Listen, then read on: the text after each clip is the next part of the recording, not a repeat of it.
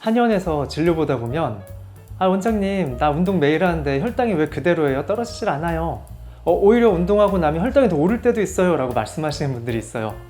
왜 우리 인터넷 보면 운동을 해라 마라 근육을 키워라 유산소 운동을 하는 게 더 좋다 이런저런 정보가 되게 넘치잖아요. 이게 뭐가 맞는 건가 싶은 생각이 들 때가 많이 있죠. 좋은 줄만 알고 땀 흘리면서 열심히 운동을 했는데 이게 도움이 되기는커녕 혈당도 망치고 무서운 합병증까지 부르는 독이 될 수도 있다는 사실. 오늘 제가 당뇨인들에게 흔히 추천되는 운동 중에서 반드시 피해야 할 최악의 운동 3가지를 그 이유와 함께 속 시원하게 짚어드리려고 해요. 그리고 가장 안전하고 효과적인 운동이 뭔지까지 한번 알려드릴 테니까요. 영상이 도움이 된다면 구독과 좋아요도 부탁드릴게요. 자, 그러면 첫 번째부터 한번 바로 시작을 해볼게요. 바로 첫 번째는 공복 상태에서 고강도 운동이에요. 특히 아침 공복에 조깅하거나 헬스장에서 격하게 운동하는 분들 많이 계시잖아요. 살도 좀 잘 빠질 것 같고 뭔가 하루를 개운하게 시작한 느낌도 들고 혈당도 좀 떨어질 것 같고. 하지만 당뇨 환자분들한테는 여기에 2가지 큰 함정이 숨어 있습니다. 첫 번째 함정은 바로 저혈당이에요. 혈당이 낮은 상태에서 무리하게 에너지를 쓰게 되면은 저혈당 올 수 있거든요. 갑자기 어지럽거나 식은땀 나거나 뭔가 기묘한 느낌이 나는, 아마 겪어본 분들은 아실 거예요. 굉장히 위험한 상황이 될 수도 있어요. 2번째 위험은 운동을 했는데도 오히려 혈당이 더 오르는 현상이에요. 우리 몸이 공복 상태에서 격한 운동을 하게 되잖아요. 그럼 몸에서 에너지가 순식간에 사라지기 때문에 위기 상황으로 느끼게 돼요. 그렇게 되면 우리 간에서 그 에너지원, 보통 포도당이 되겠죠. 포도당을 급하게 막 만들어내기 시작해요. 이런 것들을 약간 어려운 말로 포도당 신생이라고 부르거든요. 결국에 우리가 혈당을 낮추려고 운동을 했는데 오히려 포도당 신생 때문에 혈당이 더 올라갈 수가 있게 되는 거죠. 운동을 했는데도 혈당이 올라가 버렸다라는 이유를 이제 이해를 하시겠죠. 자, 그리고 2번째 독이 되는 피해야 될 운동은 바로 무심코 따라하는, 요새 유행하기도 하는 까치발 들기거든요. 이것도 해당되나 하고 의외라고 좀 생각하시는 분들도 있죠. 왜냐면 워낙 유명하잖아요. 우리 종아리는요, 별명이 제2의 심장이에요. 왜냐면 심장에서 펌프질을 해서 혈액을 돌려줘야 되는데 그 힘이 충분하지 않기 때문에 종아리 근육의 수축과 이완을 통해서 피를 다시 쫙쫙 짜서 위로 올려주는 역할을 하거든요. 당뇨 환자분들은 종아리 운동하는 게 당연히 필요하게 되겠죠. 혈액 순환에 좋을 테니까. 그런데 왜 제가 이 좋은 운동을 조심하라고 말씀드리는 걸까요? 바로 당뇨 환자분들의 뼈, 그리고 또 균형 감각 때문이에요. 당뇨를 오래 앓으면요, 골밀도가 낮아지거든요. 뼈가 약해지기도 쉽고, 또 신경병증 때문에 균형 감각도 좀 떨어지는 경우들이 많이 있어요. 이런 상태에서 서서 까치발을 들면 어떻게 될까요? 탁 나갈 수도 있어요. 부러질 수도 있죠.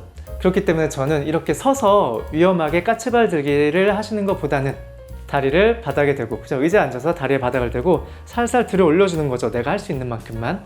혹은 바닥에 앉아서 벽에 대고 이렇게 밀어주셔도 돼요. 그래도 비복근이 운동이 될 수 있겠죠. 나한테 무리되지 않게 안전하게 하시는 게 중요합니다. 그리고 3번째는요, 계단 오르내리기예요. 보통 우리가 계단 내려가는 거는 하중이 많이 걸려서 안 좋다라는 건 다들 알고 계시잖아요. 근데 계단 오르기는요, 지금도 굉장히 많이 권장을 하거든요.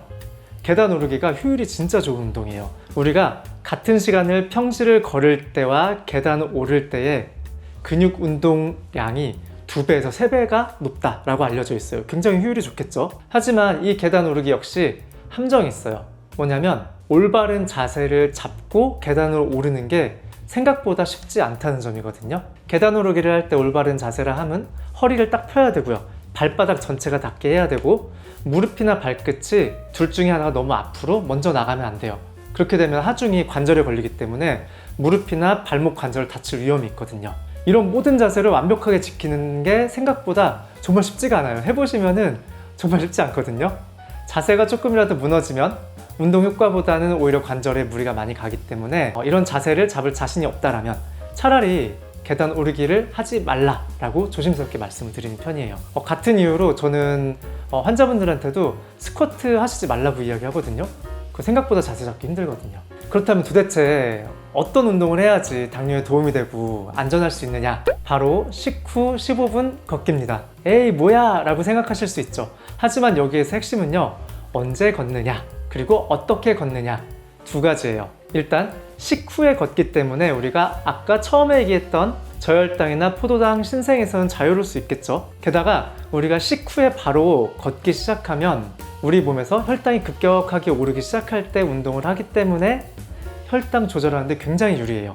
이거는 굉장히 많은 연구로도 증명이 된 사실이거든요. 식후 혈당이 가장 급격하게 오를 수 있는 그 골든타임에 우리 몸이 운동으로 혈당을 즉시 쓰게 만들어주는 거예요. 근데 이거를 그냥 평범하게 쭉 걷기만 한다라고 해서 효율이 확 오르지 않거든요. 어떻게 하느냐? 방법은 좀 더 간단한데 식사 후 즉시 15분 정도를 걷는데 15분 동안 일정하게 걷는 게 아니라요.